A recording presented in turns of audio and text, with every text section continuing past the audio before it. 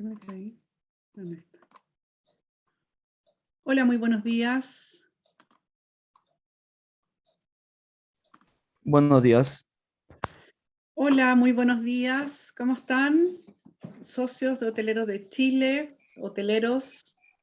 Veo por aquí a varias caras conocidas. Oscar Godoy, muy buenos días, de Tino Legrand. ¿Cómo Hola, estamos? buenos días. Oye, los felicito a todos por conectarse esta mañana.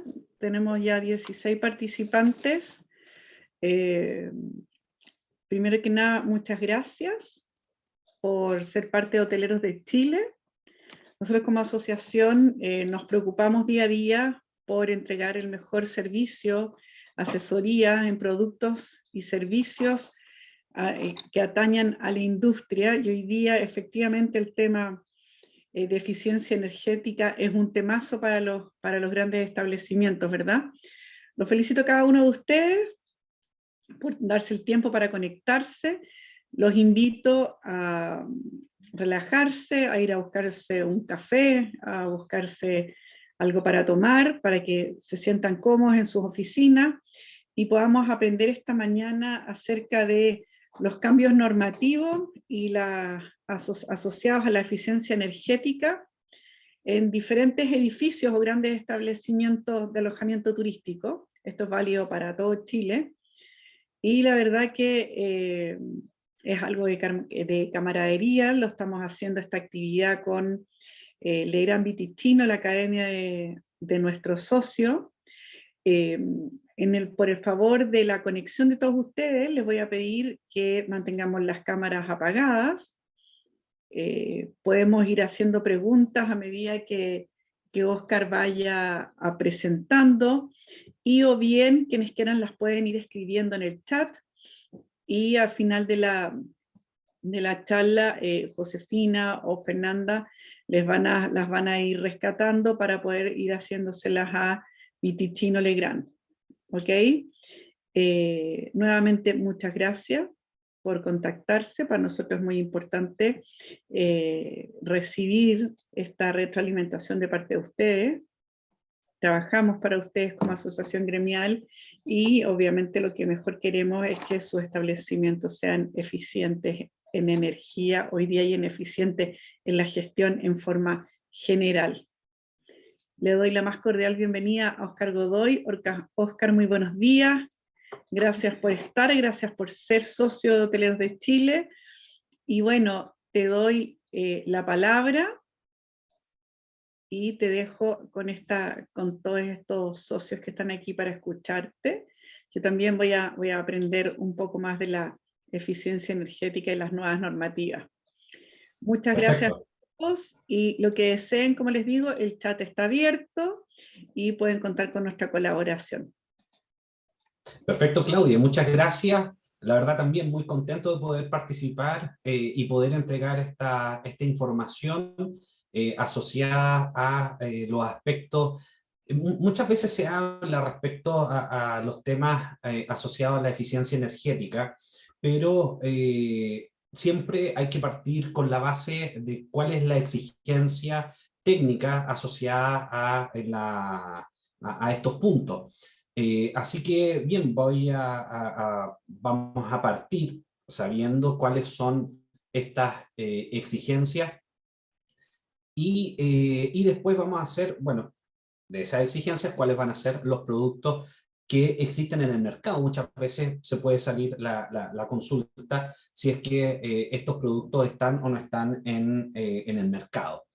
Así que bien, para todas las socias y socios que están en esta jornada, deben saber de que el año 2021, 2020, a fines del 2020, se hizo la publicación de una nueva ley que daba el pie inicial para el reglamento eléctrico.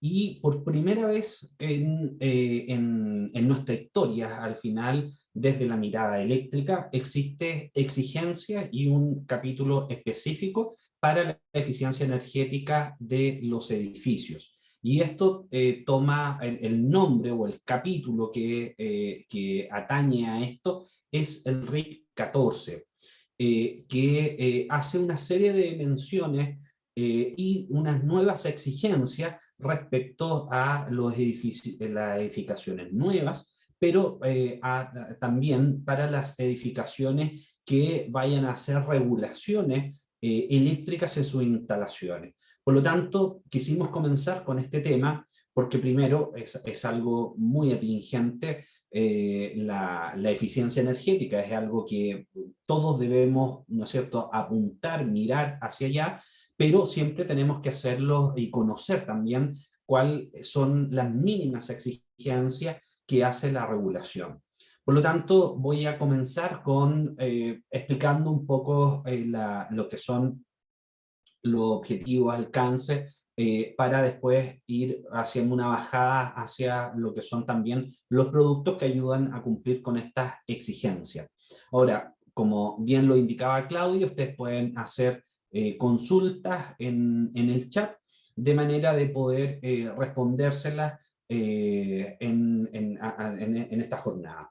Así que bien, dentro de los objetivos de este RIC, el número 14 es establecer exigencias de eficiencia energética que deben cumplir las instalaciones de consumo eléctricas en edificios del país. Es así el objetivo. Y el alcance es para todos los edificios nuevos y también para edificios existentes que con posterioridad a la entrada en vigencia de este pliego eléctrico que comenzó en julio, el 12 de julio del año 2021, deben cumplir con estas exigencias que se indica. Hay ciertas excepciones, las cuales aparecen indicadas también en este RIC, como es que los edificios, por ejemplo, residenciales u oficinas que tengan una superficie menor a 2.500 metros cuadrados, total construido, los departamentos habitacionales y las áreas comunes de edificios de viviendas de menos de 5 pisos que posean esta cantidad de áreas comunes menor a 1.000 metros cuadrados.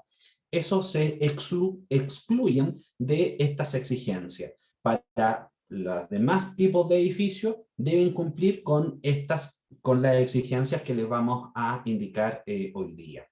¿Cuáles son algunas de las primeras exigencias? Aquí no voy a entrar en detalle en el tema eléctrico, pero hay una exigencia respecto a la caída de tensión. Nosotros utilizamos cobre para poder transmitir, ¿no es cierto?, la energía eléctrica, pero no porque sea el mejor conductor eléctrico que existe. De hecho, el mejor conductor es el oro, pero no podríamos utilizarlo como canalización eléctrica. Se utiliza el cobre porque es, en términos de costo-beneficio, el que tiene la mejor performance. Por eso es que utilizamos el cobre. Pero como no es el mejor, esto quiere decir una caída de tensión. ¿Qué quiere decir esto? Que en vez de tener 220, cuando uno recibe la energía eléctrica, en el recorrido se van perdiendo algunos volts de tensión, 219, 218, etc. Y esto está regulado. Para estos tipos de edificios, la caída máxima que debe existir es de un 2%. ¿Eso qué quiere decir? De que ahí hay una no complicación, sino que se debe cambiar el tipo de sistema de canalización eléctrica para poder alimentar el edificio, el hotel, y para poder cumplir con esto. ¿Cuál es la relevancia de este punto? Es de que al final el edificio en su conjunto, en su recepción de la energía, ya es más eficiente. Antiguamente esta exigencia era de un 5% como máximo. Actualmente esto baja a un 2%. Entonces hay una exigencia mayor. Esto es desde los cables que vienen del empalme eléctrico. Desde ahí viene esta exigencia y es mucho más alta la exigencia en cuanto a la caída de tensión que debe tener en pro de la eficiencia energética, porque un volt al final que haya de diferencia Imagínense, para alimentar un hotel no es poco la energía al final que esto se va a estar perdiendo en forma de calor. Por lo tanto, por eso es esta exigencia. Luego también hay ciertas exigencias en cuanto a la supervisión, y en esto tal vez podemos tomar como ejemplo que para poder tomar buenas decisiones, ¿no es cierto?, se debe tener datos. Por lo tanto, para poder tomar decisiones energéticas que sean eficientes energéticamente, se debe tener lectura y supervisión de lo que son los parámetros eléctricos, la tensión, la corriente, la energía que consume, etc. Y ahora ya está indicado a lo menos en dónde se debe hacer esta medición, en la energía total del edificio, en los sistemas de calefacción, de clima, de agua caliente sanitaria, iluminación interior, iluminación exterior, los circuitos de enchufe, los sistemas sanitarios, los ascensores. ¿Por qué razón? Antiguamente, y esto es para que lo sepan, los edificios que fueron construidos antes del año de julio del 2021, la única exigencia era que para la medición era obligatoria solamente para tableros que tuvieran una exigencia, que tuvieran un consumo superior a 200 amperes, que es una capacidad no menor, pero no había ninguna otra exigencia para estos puntos. Por lo tanto, ahora se hace una bajada en donde a lo menos se debe tener medición sobre cada uno de estos servicios al interior de cualquier tipo de edificio y también de los hoteles. Hay ciertas exigencias también para edificios residenciales donde se debe medir y controlar por separado la parte de servicios comunes como aparece indicado, de cada inquilino individual.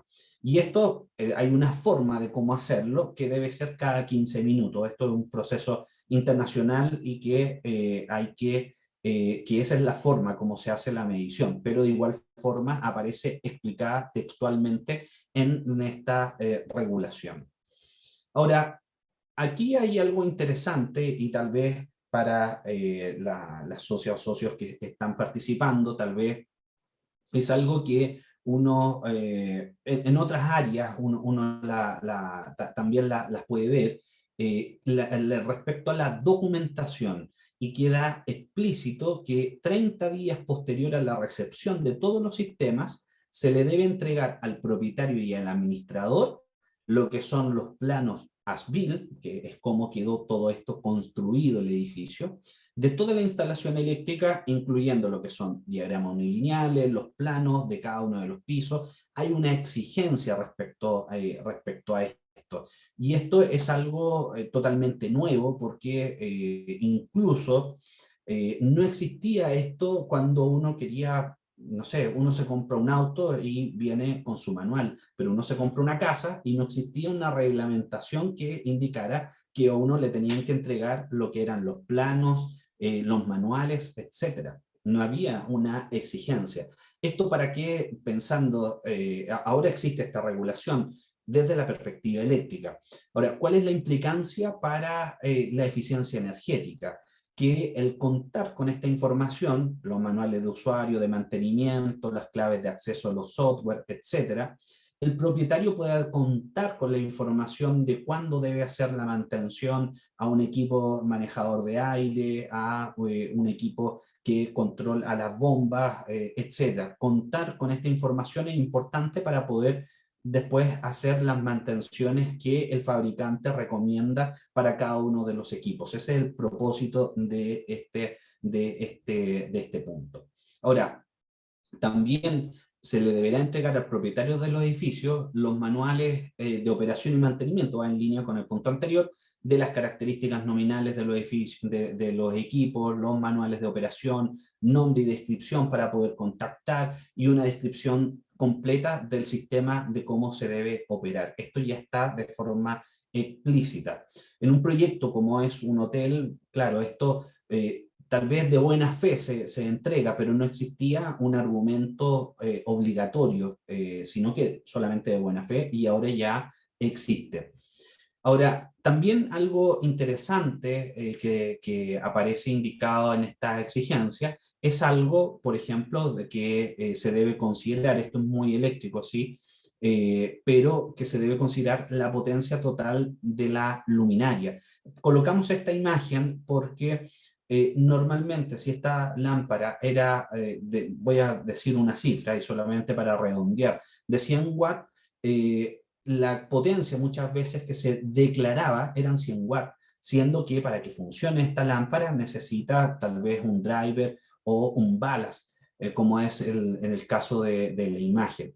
Actualmente la entrega de la potencia que se debe considerar o declarar es la potencia total, que puede llegar a ser hasta un 10% del consumo, o sea, se debe declarar 110 watts por equipo, a diferencia de antes que no existía ni siquiera un pronunciamiento respecto a esto.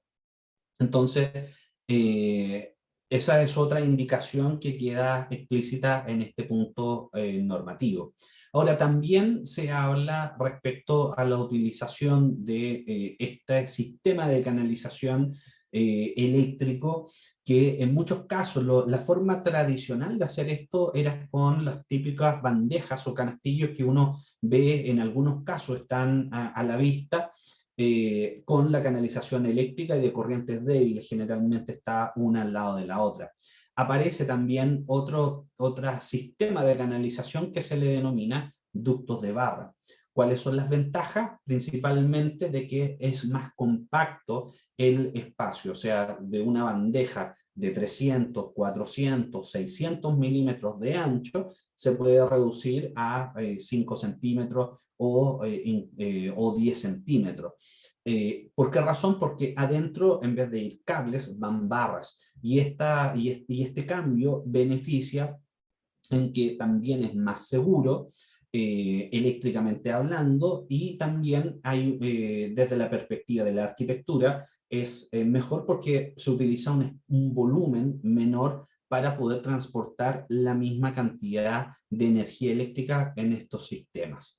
Por lo tanto, esa también es otra exigencia que se hace y que ya aparece explicada en esta regulación, como un upgrade de lo que son los sistemas tradicionales de canalización eléctrica. Ahora, también hay ciertas indicaciones respecto a los sensores de presencia.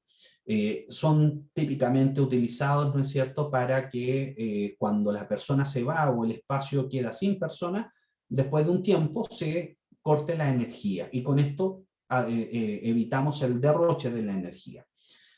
Hay ciertas exigencias particulares respecto a los sensores, que por ejemplo, el encendido, los sensores que se elijan deberán permitir el encendido manual a través de un aparato eléctrico. Un aparato eléctrico, por definición, es algo que controla el paso de la energía, como un interruptor, como un pulsador. Por lo tanto, los sensores deben permitir el encendido manual de un aparato eléctrico. ¿Esto cuál es el propósito? El propósito es de que, yo creo que muchos de ustedes también lo han visto, de que hay falsos encendidos por parte de los sensores. Si bien es una tecnología que funciona y que mayormente cumple el propósito, de igual forma, dependiendo de la tecnología del sensor, a veces se produce falsos encendidos.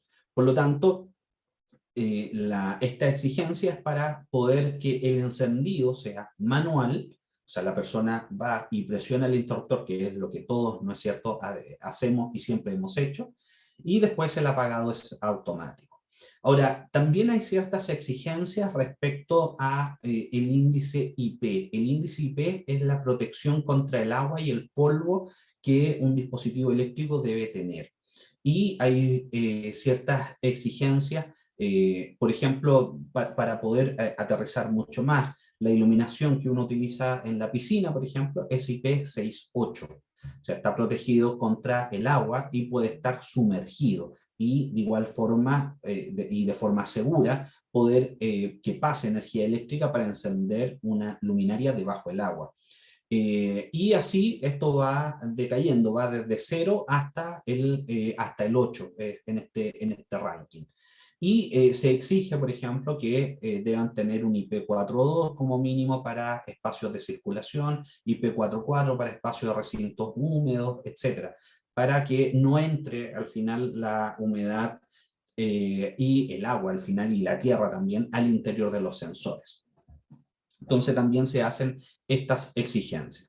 Ahora viene un punto también interesante en que se indica en la nueva reglamento en que se deben privilegiar el uso de sensores en donde la configuración no pueda ser alterada por los usuarios.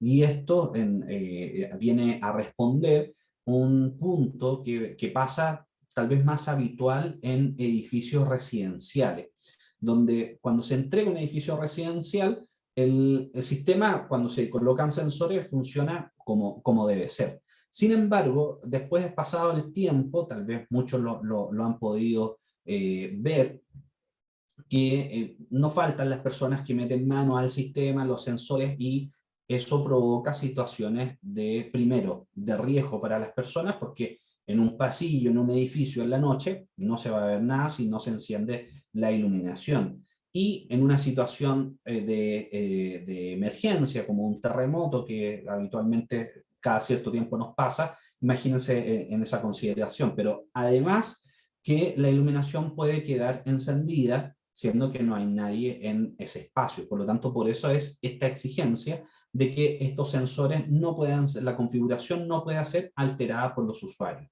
Por esa razón es que existen, para poder configurar algunos de estos sensores, se utiliza un control remoto para poder hacer esta configuración.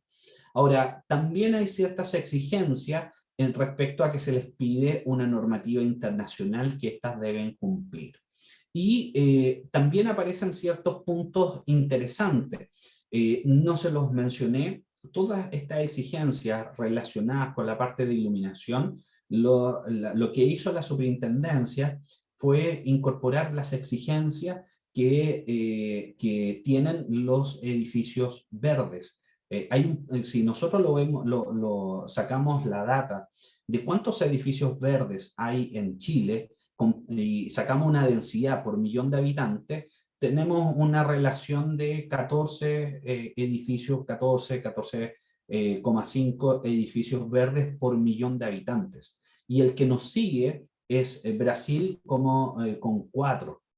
Entonces hay un parque instalado muy grande de edificios verdes. Y estos edificios verdes, las exigencias que ellos tienen, que no es obligatoria para estos edificios verdes, sino que es algo voluntario, deben cumplir con estas exigencias. Por lo tanto, lo que hizo la superintendencia fue tomar estas indicaciones para aplicarlas ahora a todos los edificios. Ahora, la iluminación también debe tener un sistema que automáticamente permita controlar la potencia de la luminaria cuando no hay iluminación después de 20 minutos. Esto habla claramente de los sistemas de atenuación. Acá ustedes tal vez, si ven, lo hemos visto en las distintas edificaciones. En un comienzo se tenía la que era la iluminación incandescente, con un gran consumo de energía, y se pasó a la fluorescente, como un paso intermedio porque tiene un gran impacto ambiental. Y posterior a esto se pasó a los LED. Pero de igual forma se sigue haciendo exigencias ahora, los LED ya es el estándar, pero ahora que se haga una atenuación, porque si bien el consumo de energía es menor comparado con la incandescente, si esta luz o este parque de iluminación queda encendido durante toda la noche, al final de igual forma se está haciendo ineficiente. Por lo tanto, tal vez menos que antes, pero no, yo siempre pongo el caso de cuando tenemos una llave en el jardín y la llave está dada al 100% y solamente para cerrarla le tenemos que dar 2 vueltas y le damos una sola. Estamos perdiendo menos, pero de igual forma estamos perdiendo. Entonces, por eso son estas exigencias asociadas a la iluminación. No hay que considerar o no hay que pensar de que por el hecho de cambiar a iluminación LED el sistema ya está listo y esto puede quedar encendido para todo el tiempo, total, consume menos. Eso sería un grave error, porque el consumo para una, y acá voy a entrar un poquito en la parte técnica, hay la potencia que a nosotros nos pagamos en nuestra casa es el kilowatt hora, pero lo que paga, por ejemplo, un hotel o lo que paga un edificio es los kilowatt hora, pero los kilovolamper, que es otra potencia eléctrica. Y estos equipos, si bien tienen un consumo muy bajo en watt, tienen un consumo no menor en lo que son la potencia aparente, que es un término eléctrico en donde estas grandes edificaciones es como pagan la energía eléctrica. Por lo tanto, por esas razones que se hacen estas exigencias de, por ejemplo, poder hacer una atenuación en la potencia de la luminaria, de manera de que si no queda espacio, no queda persona, la iluminación en vez de estar a un 100% baje a un 30%, por ejemplo. Entonces así se produce una eficiencia energética. Muchas veces esto se hace por seguridad de las personas, por condiciones de seguridad en los edificios, etcétera.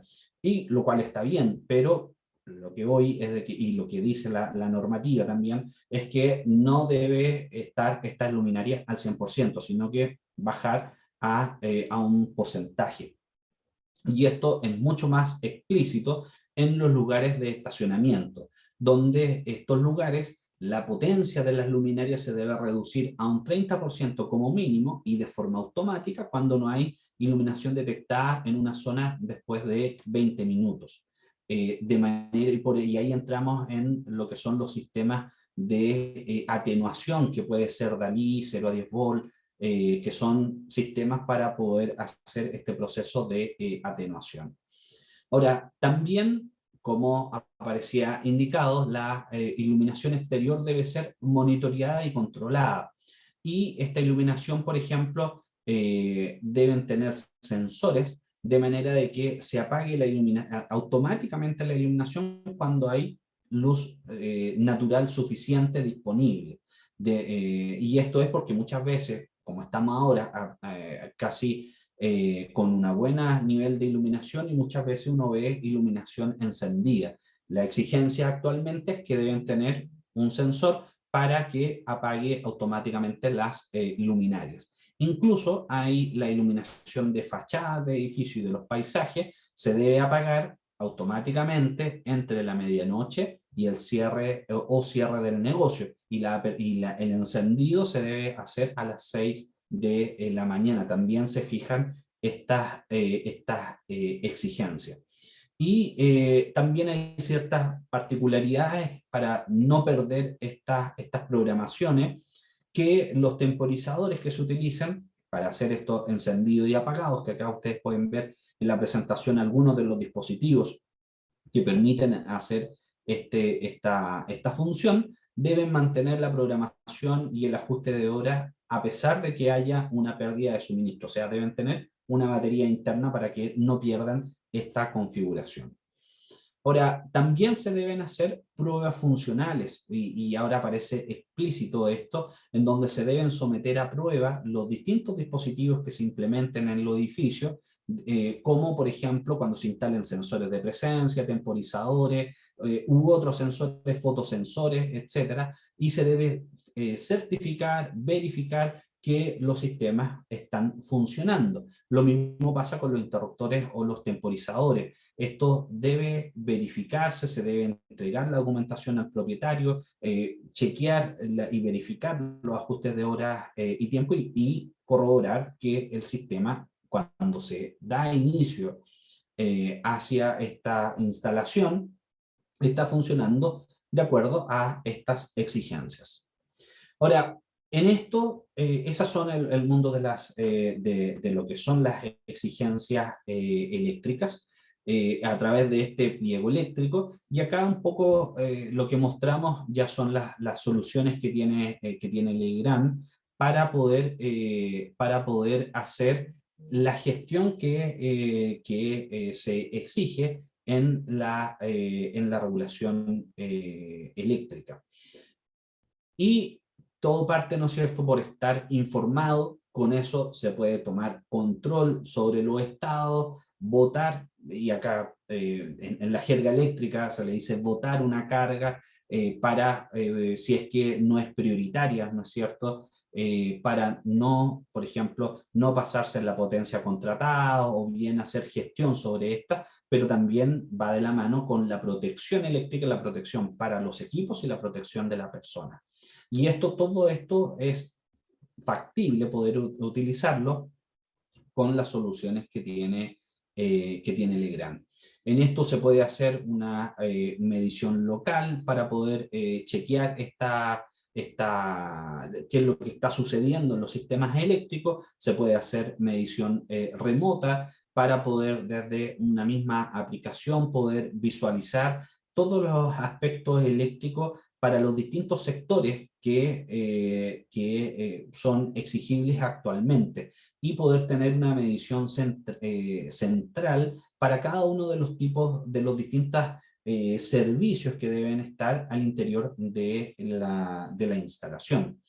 Y con esto poder hacer los ajustes de control de energía en las bandas que la exigencia lo indica, y no tan solo poder controlar lo que son equipos puntuales o circuitos de iluminación, sino que también grandes cargas como pueden ser equipos de clima asociados a distintos tipos de instalaciones.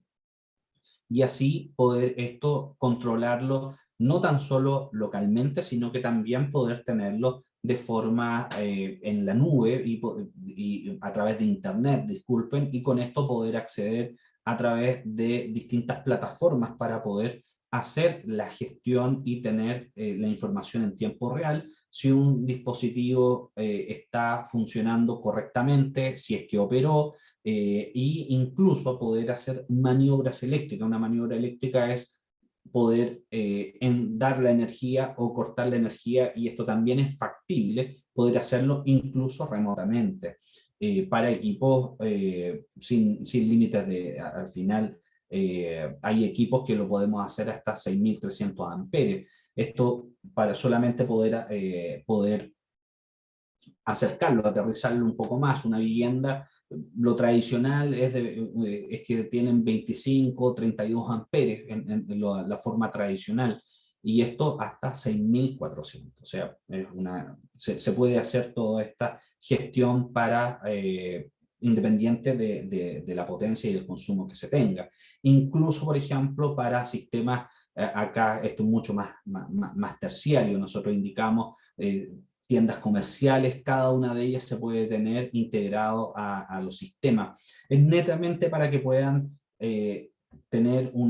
acercar de cuánto es el alcance de estos sistemas cuando hablamos de la medida y hacer gestión sobre estos elementos. Habían lugares de medida, por ejemplo, también para lo que es los sistemas de agua, y también se puede hacer a través de algunos dispositivos, poder tener el control sobre válvulas, medidores de agua, etcétera, para poder tener también el reporte y al final en este sistema tener el consumo de energía eléctrica, consumos de agua, principalmente para poder contar con esta información y a través de válvulas hacer la gestión respectiva sobre alguna zona u otra de forma remota, para poder hacer la gestión sobre distintos sectores y espacios.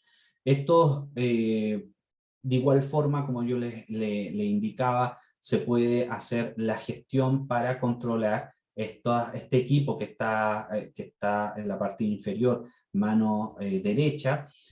Son las protecciones de cabecera, que pueden llegar, como les decía, hasta 6.300 amperes. Perfectamente es el interruptor principal de un hotel, por ejemplo, y se puede hacer la gestión remota a través de internet. Si es que opera, poder hacer, o sea, se corta la energía, poder que a través de estos motores que son propios de estos tipos de equipos, poder hacer el accionamiento a distancia de estos tipos de equipos. Eso claramente da una comodidad, pero una comodidad para dar una continuidad de servicio. Sin embargo, si es que el dispositivo detecta en este minuto de que hay una falla asociada eléctrica, obviamente el motor no va a subir la energía y va a mandar una información de que no es posible retornar la energía porque se detectó un problema eléctrico asociado. Ahora, también esto se puede tener para distintas zonas, distintos tipos de edificios se pueden gestionar. En muchos, también se da el caso que hay hoteles con distintos sectores. Esto también se puede tener la integración de cada uno de los sectores asociados en una instalación. Y ahí hay distintos sistemas. Esto no hay que pensar que hay una sola solución que es la que hace todo, sino que también hay soluciones bien acotadas que permiten hasta 32 puntos poder tener esta centralización, 32 puntos de medición y poder gestionar todo esto a través de software, o también se puede hacer a través de un web server que tiene una capacidad mayor. Y con eso poder visualizar acá, hay una imagen de los consumos, cuánto ha sido el nivel de eficiencia que se tiene, cuántos son los costos y cuánto es respecto al medio ambiente, cuánto ha sido el impacto en ahorro que se tiene en los sistemas. Y como va guardando la información, se puede ir comparando cuánto ha sido para una misma fecha, cuánto era el consumo y cuánto es el consumo actual, y ver las brechas, y con eso cuánto es al final lo que se ha ahorrado en la implementación. Ahora, de igual forma, si es que se quiere tener un reporte, hacer mayor cantidad de análisis, se descargan los datos en este formato, y a través de un Excel se puede ir sacando la información para poder tener el reporte y análisis de datos. Eso es una de las primeras soluciones que quería mostrarles, que es respecto a la parte de medición, que como ustedes ven es ahora obligatoria para distintos tipos de espacio al interior de cualquier tipo de edificación. Quiero hacer una pausa para consultar. No sé si es que hay alguna duda en el chat, porque no puedo ver el chat mientras estoy presentando, para poder darle instancia de responderle. No, sabes que hasta el momento no tenemos 19 participantes que nos están oyendo muy concentrado y muy interesante tu charla, pero mayores preguntas no. Si quieren también pueden ir haciendo preguntas levantando la mano a través del chat. Todos sabemos ya cómo funciona la modalidad del Zoom. Así que, por favor, sin timidez, no hay preguntas buenas ni malas, son dudas, y estamos claros que aquí todos estamos aprendiendo. Gracias, Oscar. Así es, así es. Bien, entonces, para poder continuar, el otro punto que, como aparece indicado en la normativa, son el uso de sensores. Y acá, puntualmente, queremos explicarles que hay dos términos principalmente, unos que se denominan sensores de movimiento y otros que son sensores de presencia. Y claramente ahí la diferencia no es lo mismo.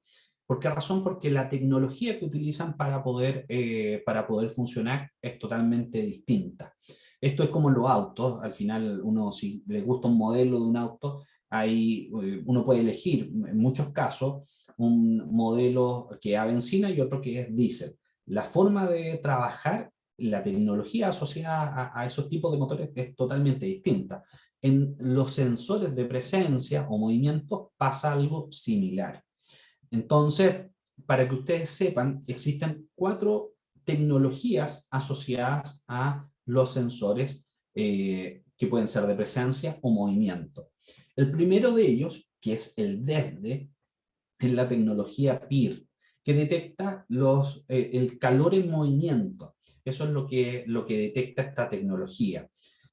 Luego, el paso siguiente es la tecnología ultrasónica, que detecta, es ultrasonido, sonido a una... Nosotros como seres humanos podemos escuchar sonido hasta los 20 kHz. Esto trabaja en la banda de los 40 kHz.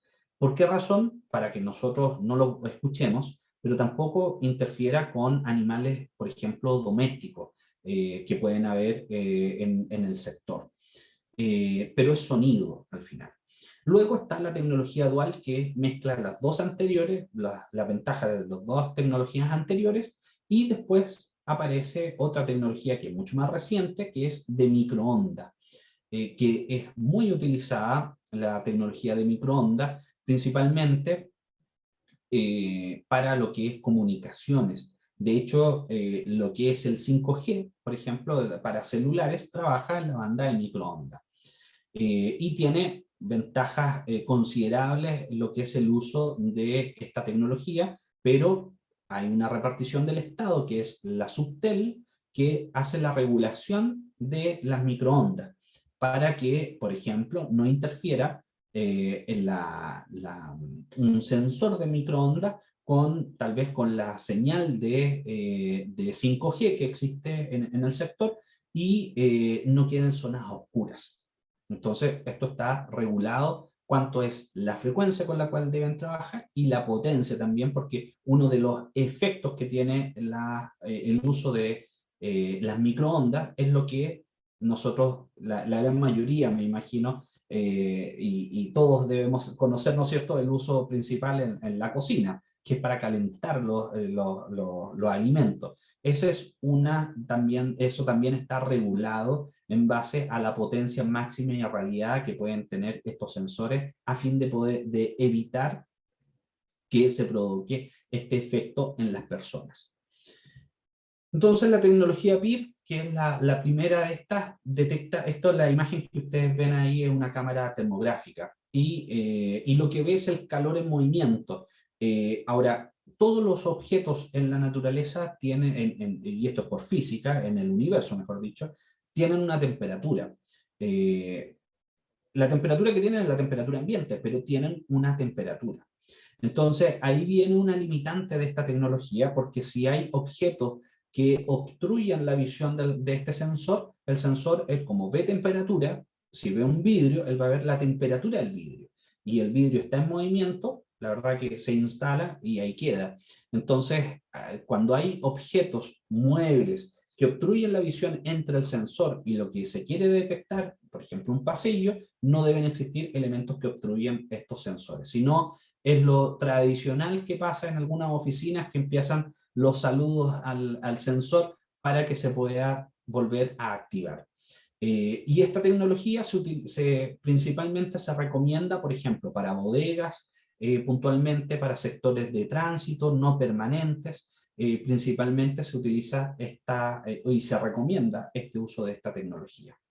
La otra tecnología que existe es la ultrasónica, donde es un sonido que viaja, pero como funciona por efecto Doppler, debe escucharse. Es lo mismo que pasa con eh, los submarinos o con los delfines, por ejemplo. El mismo efecto, que es sonido alta frecuencia que rebota, pero también tiene ciertos limitantes. La primera es la altura, o sea, esto no podemos pensar que puede estar en una altura, en el hall no sé, de un hotel que tenga una altura de 10 metros, no puede ser instalado esta tecnología, porque al final el parlante que tiene estos sensores es pequeño, y eso también los limita la altura.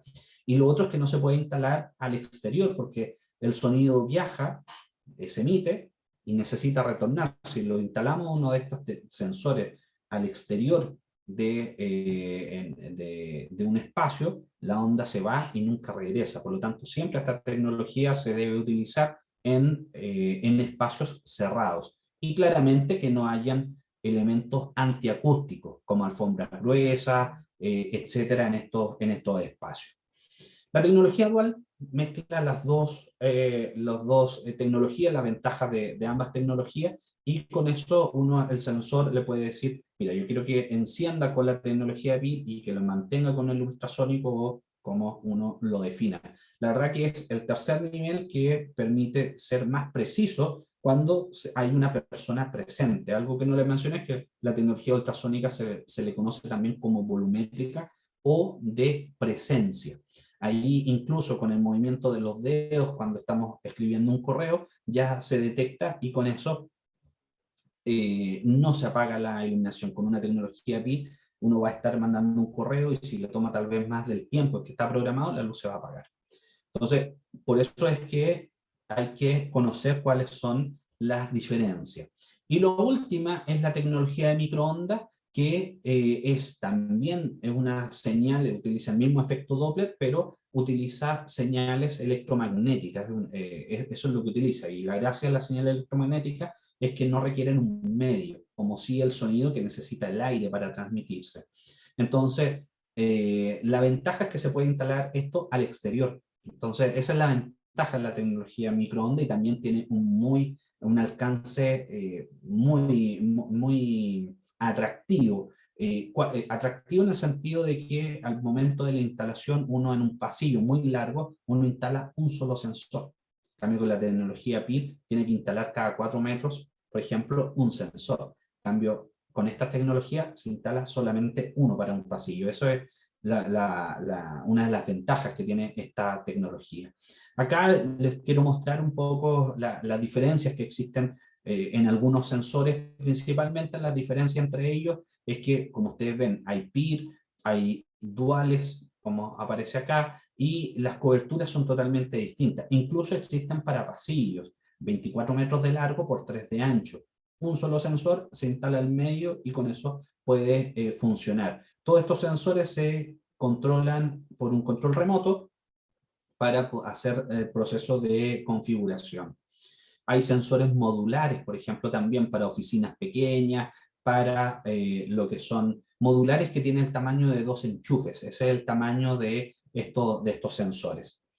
Pero también hay otros tipos de sensores que, por ejemplo, para poder hacer atenuación, aquí hay embutidos, sobrepuestos, este es un mini sensor que tiene el tamaño de una moneda de 500 pesos, entonces es muy pequeño el diámetro de estos sensores, o que pueden ir directamente en las luminarias, o si hay bodegas con altura, este permite alturas de 15 metros de altura en poder instalarlo y tiene una cobertura de 40 metros, por ejemplo.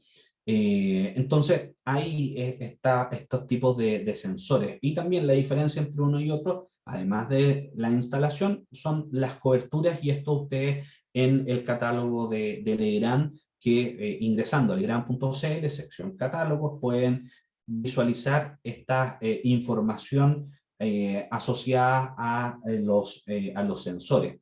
Y hay otros, por ejemplo, estos que los dos últimos que están acá son sensores son de microondas y permiten, como aparece en la imagen, tener una gran proyección. O sea, se instala un solo sensor y se tiene una perspectiva, una visión, el sensor de 25 metros por 6 de ancho.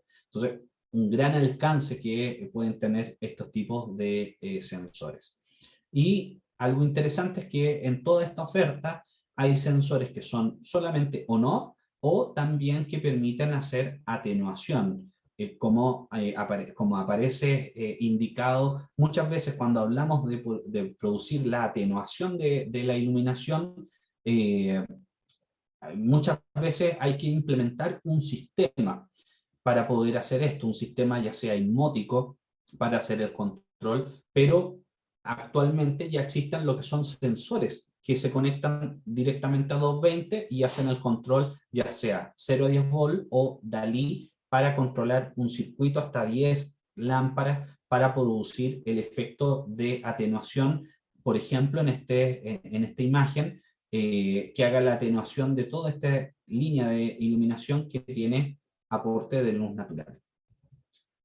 Y también hay algunos específicos, como este que es de microondas, que es IP66, o sea, a prueba de agua y a prueba de polvo, que se puede instalar en pasillos.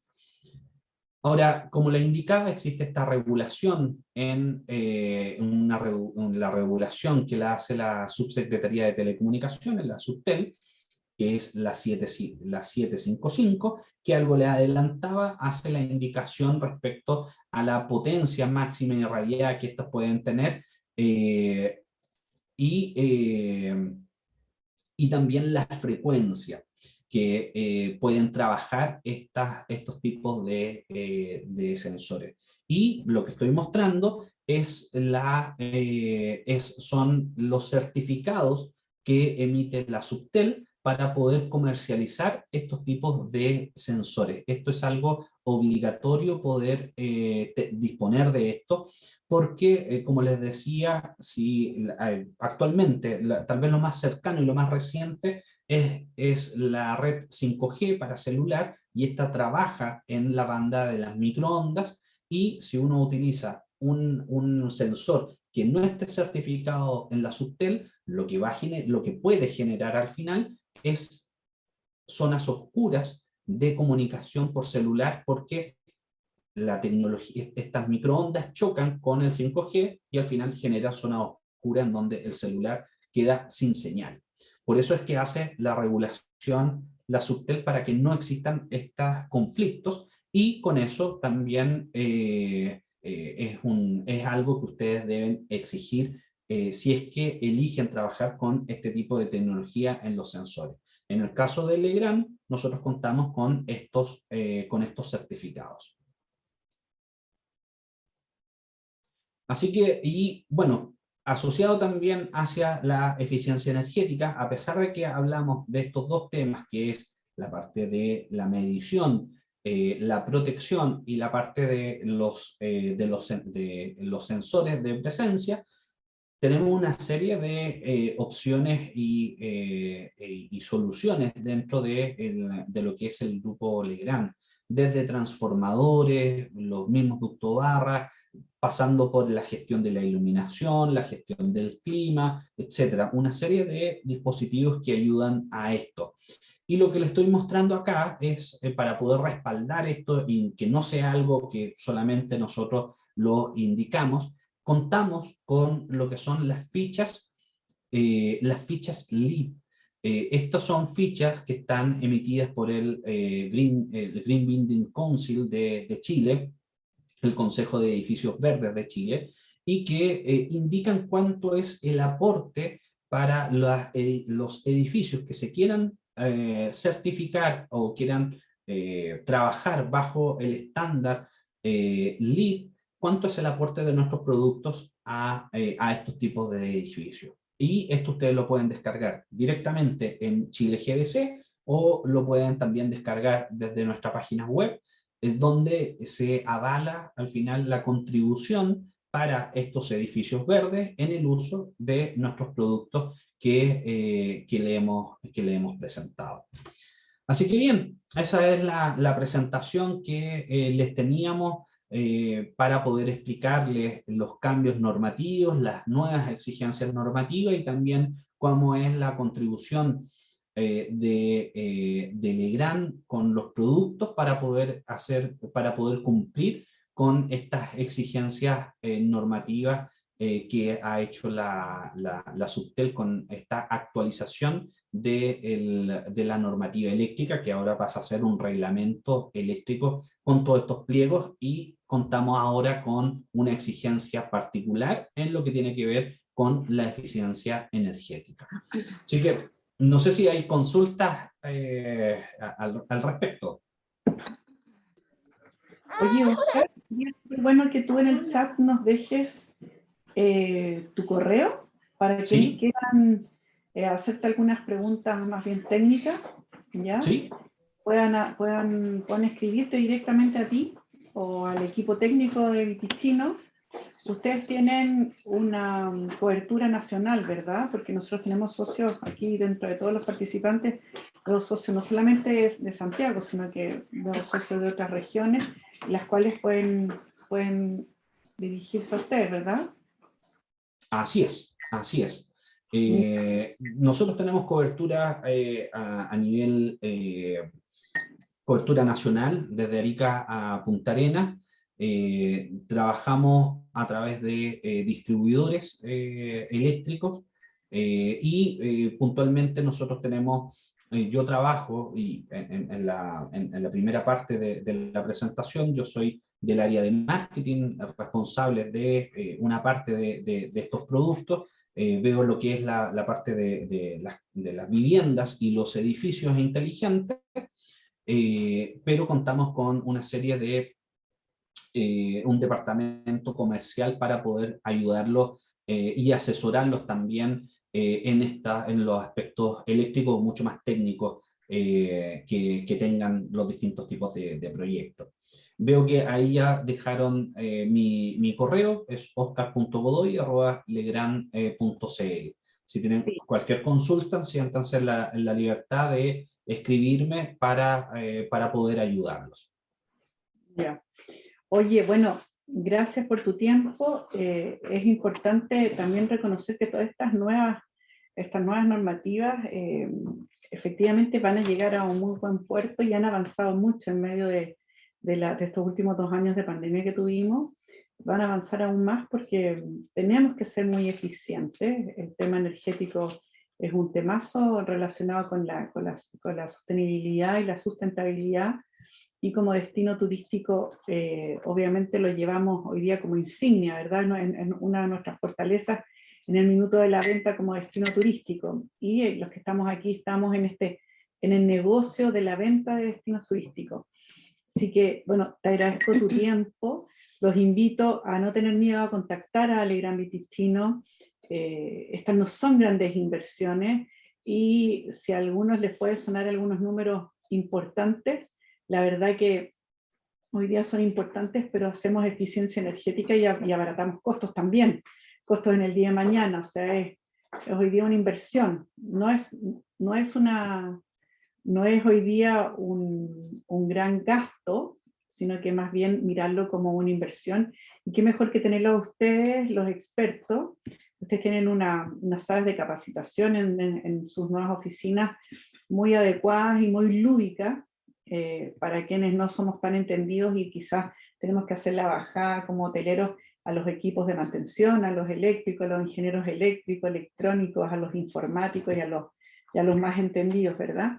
Nosotros desde la venta, obviamente es una fortaleza indicar que nuestro edificio es un edificio inteligente, de eficiencia energética, pero en la práctica después no lo entendemos tan bien lo técnico, ¿verdad? Así que están todos invitados. Oscar tiene la mejor de la disposición. Cualquier cosa se pueden contactar con el equipo de ejecutivas de hoteleros, con Fernanda o con Josefina, para que puedan ser parte de esta beneficio que nos ofrece Legrand Viticino para todos los socios de Arica a Punta Arenas, y también efectivamente a la isla cuando ya podamos abrir. Esta presentación está siendo grabada, va a quedar en nuestro canal de YouTube para quienes quieran poder revisarla, compartirla con otras sucursales, con otros profesionales dentro de la misma industria. La pueden buscar dentro de nuestro canal de YouTube ya hoy día en la tarde. La pueden encontrar, y lo que necesiten. Además está decirle que, bueno, somos una asociación para su servicio y estamos aquí para recibirlos. Tenemos un equipo súper profesional, una chica súper dispuesta al servicio. Así que muchas gracias, Josefina, Fernanda, Marjorie, por estar detrás de estas pantallas y hacer que entreguemos este valor agregado a los socios. Muchas gracias a los nuevos socios que están participando, y que tengan una excelente tarde. Nos vemos, que esté muy Nos bien. vemos, que esté muy bien, muchas gracias. Chao, chao.